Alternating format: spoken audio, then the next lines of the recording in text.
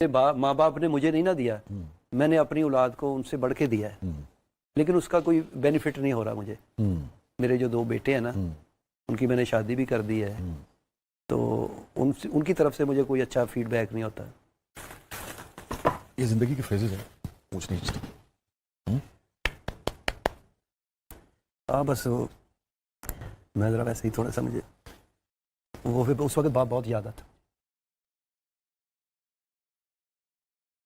کوئی بات نہیں، کل کو انہوں نے بھی باپ بننا ہے، وہ بھی دیکھیں گے، پھر ظاہر ہے اللہ کرے وہ، میں تو 24 گھنٹے ان کی دعائیں کرتا رہتا ہوں کہ اللہ ان کو ہدایت دے، رزق دے، سب کچھ دے۔ الرحمن الرحیم۔ ناظرین کرام، آج میں سلیم البیلا کا ایک انٹرویو آپ کو دکھا رہا ہوں جو انہوں نے نیو ٹی وی پر دیا۔ یہ انٹرویو دیکھ کر دل بہت اداس ہوا، اور اس انٹرویو میں ایک ہنسنے ہنسانے والے فنکار نے، ایک معصوم بھولے بھالے فنکار نے اپنی زندگی کا وہ تلخ حصہ دکھایا ہے جو کبھی انہوں نے نہیں بتایا۔ یہ فنکار ہمیشہ ہنساتا ہے اور ہم اسے بڑے غور سے دیکھتے ہیں، لیکن اس کے اندر ایک ایسا انسان چھپا ہوگا جو روتا بھی ہے، چیختا چلاتا بھی ہے، کراہتا بھی ہے۔ غالب نے کہا تھا کہ دل ہی تو ہے نہ سنگ و خشت، درد سے بھرنا آئے کیوں، روئیں گے ہم 1000 بار، کوئی ہمیں رلائے کیوں۔ وہ انسان روتا ہے جب اسے رونا آتا ہے، لیکن یہاں اولاد کے حوالے سے میں آپ کو بتاتا چلوں کہ ہر شخص آج کل جو ابتلا کا دور چل رہا ہے، یہ دور جو ہے وہ جس کے بارے میں قرآن بھی کہتا ہے کہ انما المال والاولاد فتنہ، کہ تمہارا مال اور اولاد تمہارے لیے فتنہ کا مطلب ہوتا ہے آزمائش کا باعث ہے۔ تو اس لیے اولاد سے کبھی ایکسپیکٹیشن نہیں رکھنی چاہیے۔ جب انسان کو دکھ ہوتا ہے نا، تو اس وقت ہوتا ہے جب آپ کسی سے کوئی امید رکھتے ہیں، تو آپ جب امید ہی نہ رکھیں اور صرف اللہ کے واسطے، اللہ کے لیے نیکی کا کام کرتے جائیں، اور خاص طور پر اولاد کے مسئلے میں قرآن پاک میں بھی اللہ رب العزت نے اولاد کے حوالے سے جو باتیں کی ہیں، اس میں یہ ہے کہ خدمت والدین کے کا بہت زیادہ اللہ تعالیٰ نے درس دیا ہے کہ تم میں سے جب کوئی ایک تمہارے ماں باپ میں سے جب کوئی بوڑھا ہو جائے تو اس کے سامنے اف تک نہ کرو، اور اللہ تعالیٰ سے اس کے لیے دعا کرو کہ اے اللہ تعالیٰ جس ہاں سے بچپن میں انہوں نے مجھے محنت و مشقت سے پالا، اے اللہ تعالیٰ تو بھی ان پر رحم فرما۔ تو آپ یہ دیکھیں کہ تلقین یہی کیوں اولاد ہی کو کیوں کی گئی ہے اپنے ماں باپ کے ساتھ حسن سلوک کی؟ ماں باپ کو کیوں نہیں بار بار کہا گیا کہ وہ اولاد کے لیے حسن سلوک کریں؟ یہ کہا ضرور گیا ہے، لیکن جتنی تاکید اولاد کو کی گئی ہے ماں باپ کو اتنی تاکید نہیں کی گئی، کیونکہ اللہ رب العزت کو بھی معلوم ہے کہ اولاد میں کچھ خامیاں ہیں، اولاد کی سرشت میں کچھ خامیاں ہوتی ہیں، تو اللہ رب العزت جو ہے ان کو وہ جانتے تھے، اور پھر انہوں نے اس کے لیے ایک صلہ بھی رکھ دیا۔ ہمارے یہاں بے شمار فنکار ہیں جو ساری زندگی محنت کرتے ہیں، اپنی اولاد کو پالتے پوستے ہیں، جن میں فردوس جمال کا بھی انٹرویو پچھلے دنوں میں نے دیکھا، اور بے شمار جگہ پر علی اعجاز کا دیکھا کہ وہ اپنی اولاد کے ہاتھوں مجبور تھے اور یہی دکھ لے کر وہ چلے گئے۔ اسی طرح سے ہم نے میں نے ابھی آپ کو بتایا فردوس جمال، پھر یہ سلیم البیلا کا حوالہ آ گیا۔ تو اولاد کے معاملے میں اب آپ کو اس کا حل بتاتا ہوں قرآن و سنت کی روشنی میں۔ سب سے پہلے تو بچپن میں اولاد کو ناز و نام سے ضرور پالیں، کھلائیں سونے کا نوالا، لیکن دیکھیں شیر کی نظر سے۔ تو اس لحاظ سے شروع میں اگر آپ بچوں کی تربیت اس طرح سے کرتے ہیں کہ انہیں دین اور صوم و صلات کا پابند بناتے ہیں، انہیں مسجد لے کے جاتے ہیں، نماز پڑھاتے ہیں، قرآن کی تعلیم دیتے ہیں، انہیں صحیح مسلمان بناتے ہیں، تو پھر آپ انہیں جتنی مرضی اچھی تعلیم دلائیں، جدید تعلیم دلائیں ضرور، لیکن یہ ہے کہ انہیں نمبر 1 آپ انہیں دین کا پابند بنائیں، انہیں اسلام کا پابند بنائیں، نبی اکرم صلی اللہ علیہ وآلہ وسلم کی سنت کے بارے میں بتائیں، اور احادیث کے بارے میں بتائیں، بنیادی جو عقائد ہیں اسلامی ان کے حوالے سے بتائیں، پھر انہیں دنیاوی تعلیم ضرور دیں۔ تو جیسا اقبال نے کہا تھا کہ تعلیم کے تیزاب میں ڈال اپنی خودی کو، ہو جائے ملائم تو جدھر چاہے ادھر پھیر۔ تو تعلیم کے تیزاب میں انسان اگر اپنی خودی کو ڈالتا ہے تو پھر وہ ایسا انسان کبھی بگڑ نہیں سکتا۔ ہم اپنی اولاد کو اپنے ہاتھوں سے بگاڑتے ہیں۔ شروع میں ہم جیسے لوگ جو ہمارے بارے میں یہ کہا گیا کہ ہم وہ نسل ہیں کہ جو پہلے اپنے ماں باپ سے ڈرتے تھے، اور اب اپنی اولاد سے ڈرتے ہیں. اب سوچنے والی بات یہ ہے کہ ایک دور ہوتا تھا کہ ہماری مائیں جب ہم انہیں تنگ کرتے تھے تو مائیں کہتی تھیں آ لیندے تیرے پیو نوں تمہیں پتہ چل جائے گا پھر, اور ہم کسک کے دب کے بیٹھ جاتے تھے, خوفزدہ ہو جاتے تھے, ٹی وی بند کر دیتے تھے اور ایک دم مؤدب اور اچھے بچے بن کے بیٹھ جاتے تھے.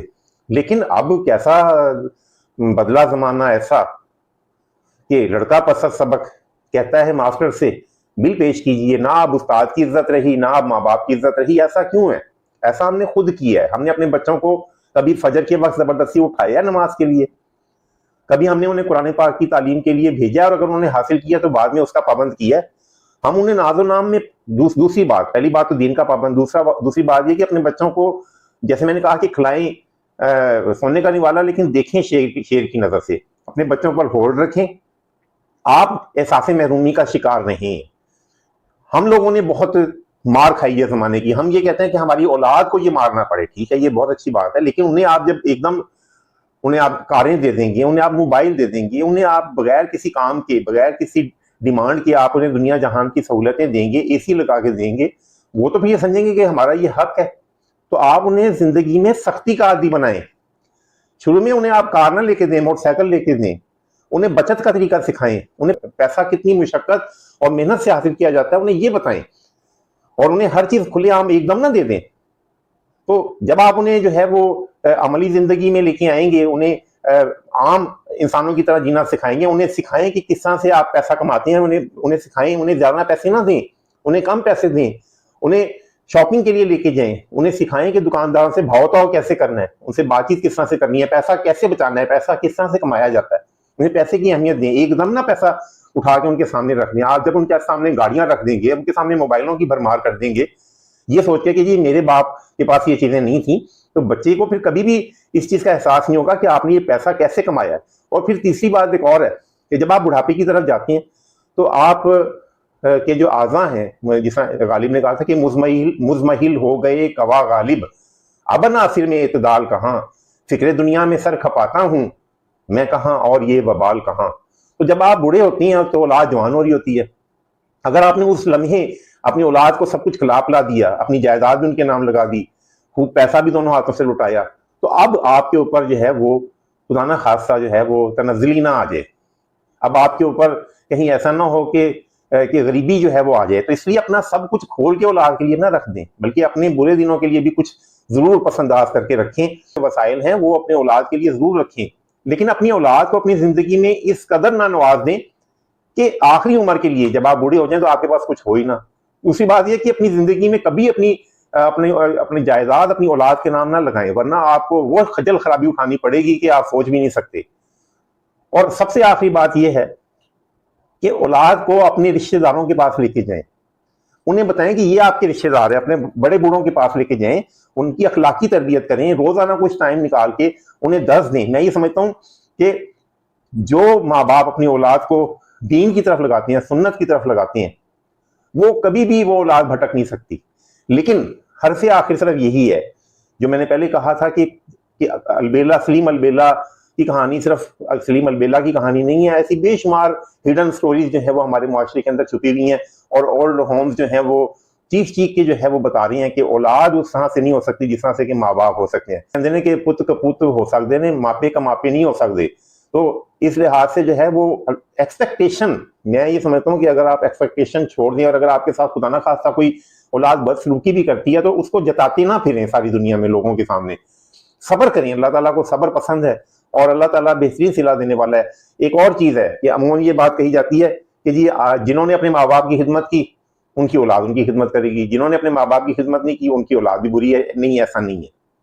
اگر کوئی شخص بہت پھل رہا ہے, پھول رہا ہے, پنپ رہا ہے, خوشحال ہے, یہ نہ سمجھیں کہ وہ بہت نیک ہے. یا اگر کوئی شخص جو ہے وہ ابتلا میں ہے, مصیبت میں ہے, رنج و الم کی کیفیت میں ہے, تو یہ نہ سمجھیں کہ اللہ نے اس پر کوئی عذاب بھیجا ہے. یہ اللہ کی طرف سے آزمائش ہوتی ہے جو صحابہ پر بھی آئی, انبیاء کرام پر بھی آئی. ہم تو پھر کچھ بھی نہیں ہے, ہماری تو کوئی حیثیت ہی نہیں ہے.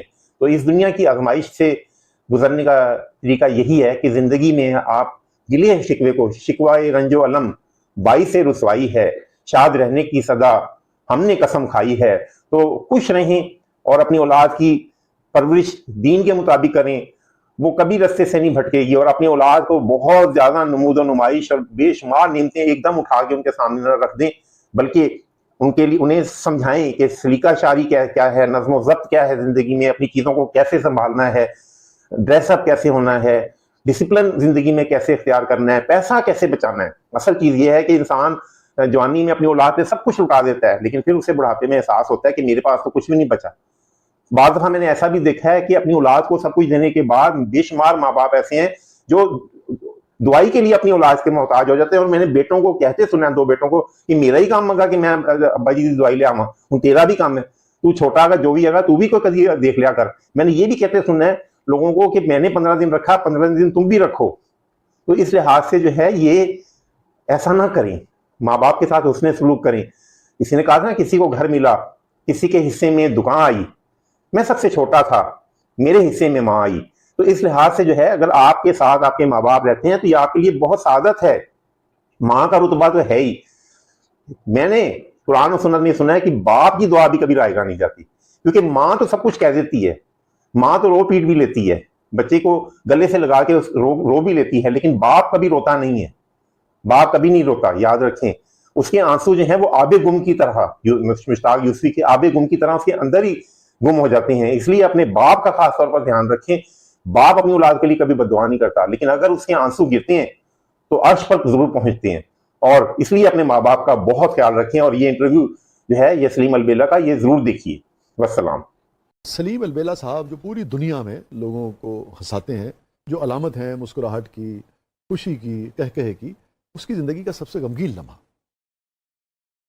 غمگین لمحہ یہ ہے کہ میرے والد صاحب جو تھے نا وہ جلدی دنیا سے چلے گئے۔ اب جو میرے اپنے گھر ہیں، میرے پاس اپنی گاڑیاں ہیں، وہ انہوں نے نہیں دیکھی، اور جو میرے ماں باپ نے مجھے نہیں نہ دیا، میں نے اپنی اولاد کو ان سے بڑھ کے دیا ہے، لیکن اس کا کوئی بینیفٹ نہیں ہو رہا مجھے۔ میرے جو 2 بیٹے ہیں نا، ان کی میں نے شادی بھی کر دی ہے، تو ان کی طرف سے مجھے کوئی اچھا فیڈ بیک نہیں ہوتا۔ دوسرے بچے پڑھ رہے ہیں ابھی ماشاءاللہ، جو اس مسز سے ہیں نا، وہ جب سے ان کی شادی ہوگی سب کچھ ہے نا، ان کا سارا جو لک آفٹر ہے میں ہی کر رہا ہوں، ان کی غمی خوشی۔ ویسے ہوتا ہے نا کہ اپنے پاؤں پہ نہیں کھڑے ہوئے، تو ہم نے تو اپنے والد کے ساتھ بہت کام کیا، محنت کی، تو انہوں نے آج تک کوئی کام نہیں کیا، وہ بیٹھے ہیں بس۔ وہ مجھے بہت جھٹکا لگتا ہے کہ میرے سامنے میری اولاد کوئی بزنس، کوئی کاروبار یا کوئی ایسا جس سے ان کا روزگار چلتا رہے۔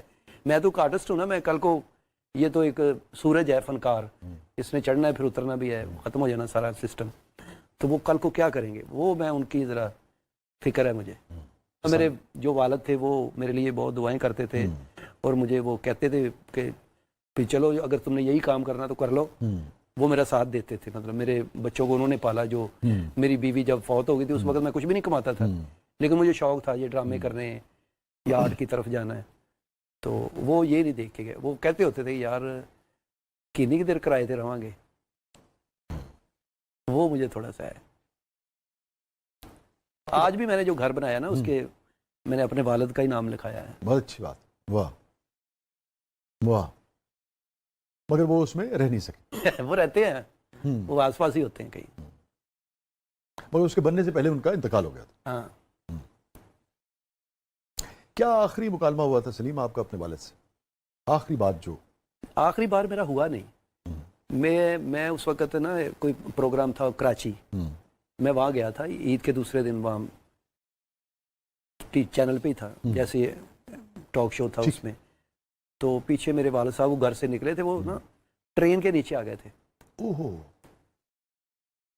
حادثے کا شکار؟ حادثے کا شکار ہوئے وہ، تو پھر مل نہیں رہے تھے 2-3 دن نا، تو پھر پتہ چلا کہ وہ ادھر تھانے گئے، انہوں نے تصویر دکھائی، کہتے ہاں یہ بزرگ تھے لیکن ہمارا علاقہ نہیں تھا، وہ دوسرے تھانے کا کام تھا، ان کو ہم نے سپرد کر دیا ہے۔ پھر ادھر گئے، پھر وہ ہاسپٹل میں جو سرد خانے ہوتے وہاں رکھے ہوتے، وہ وہاں سے جا کے جو باکس ہوتے اس میں پڑے ہوتے، تو مجھے 2 دن تو مجھے انہوں نے بتایا نہیں، کہ پتہ نہیں، ویسے ہی بتایا کہ راتی گھر نہیں آئے ہو، پتہ نہیں کتنے چلے گئے، یا سارے رشتہ دار دیکھدا بندہ اپنے طور پہ ڈھونڈ رہے ہیں۔ تو پھر جب میں دوسرے دن مجھے کراچی میں ہی پتہ چلا، شکیل صدیقی صاحب اکٹھے ہی کام کر رہے تھے، تو انہوں نے پھر بتایا یار تمہارے والد کی ڈیتھ ہو گئی، وہ مجھے اچانک پھر وہ جو جھٹکا لگا نا۔ اوہ وہ آخری کوئی بات ہوئی نہیں، وہ حادثہ ہی ہوا ایک۔ اوہ انا للہ و انا الیہ راجعون۔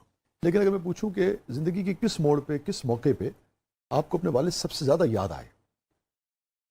ہاں، جب یہ میرے بچے مجھے تھوڑا سا پریشان کرتے ہیں نا، تو مجھے پھر اپنا باپ یاد آتا، کیونکہ میں نے کبھی بھی اپنے باپ کو پریشان نہیں کیا تھا، کیونکہ اگر وہ ہوتا نا، وہ ان کو سمجھاتا۔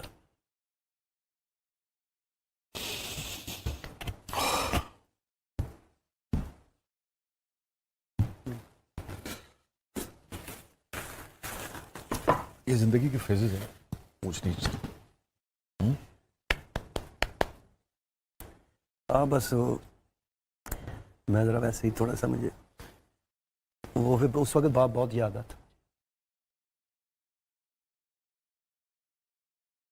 کوئی بات نہیں، کل کو انہوں نے بھی باپ بننا ہے، وہ بھی دیکھیں گے، پھر ظاہر ہے اللہ کرے وہ، میں تو 24 گھنٹے ان کی دعائیں کرتا رہتا ہوں کہ اللہ ان کو ہدایت دے، رزق دے، سب کچھ دے۔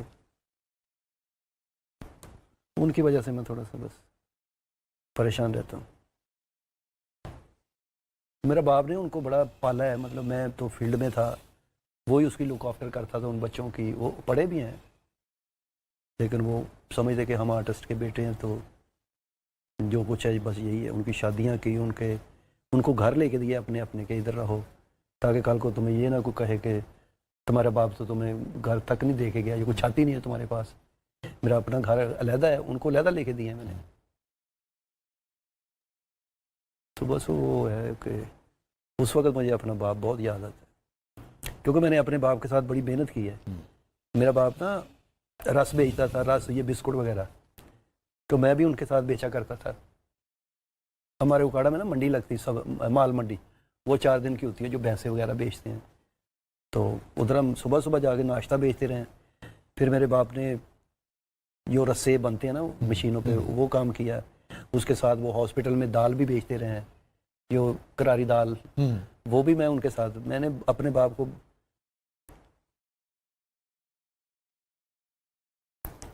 انشاءاللہ آپ کے ساتھ بھی بہت اچھا ہوگا۔ اور بچے ہیں وہ تو زندگی میں فیزز اور یہ سب چلتا رہتا ہے۔ اللہ تعالیٰ کسی وقت جب بھی میں تھوڑا سا کمانے لگا تھا تو میں نے پھر اپنے ابے کو کہا کہ آج کے بعد آپ نے یہ کام نہیں کرنا، میں بڑا ہوں، چھوٹے میرے بھائی ہیں، ان کی بھی شادی میں نے کی ہے، سب کی۔